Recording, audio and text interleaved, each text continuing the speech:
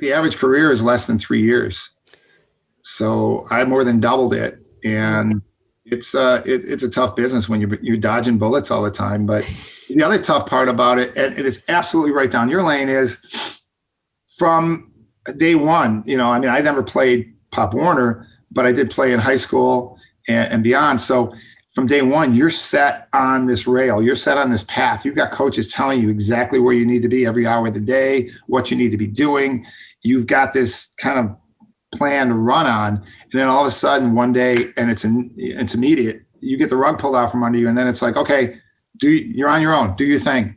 And, even though I had a career, the first thing I did, I went to the trainer in my office, not the medical trainer, but, the business trainer. And I said, well, give me a path to run on. We don't really have a path. You kind of make your own. I'm like, I've never done this before. I need kind of guidance. So I think that's where, a franchise can offer that type of guidance, those type of rails. And I think guys that have done the football thing or military, I mean, I think it's hand in hand. Everybody says, well, football is very much like being in war. It's not.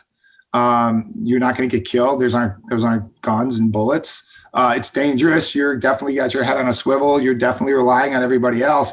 It's a simulated war, but it's a simulated. It's like a video game where you can actually physically get hurt. So, but it is that, I find so many of the former players that just they're kind of clueless because they've always been told kind of what to do. And then all of a sudden they don't have that anymore.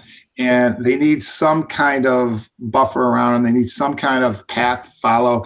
And I think the franchise model can work very well for a lot of these guys. And that's the other thing too, is trying to talk to these guys about, you can't keep going back to the league and they're not going to keep giving you handouts. Now, we did get increases in our pensions.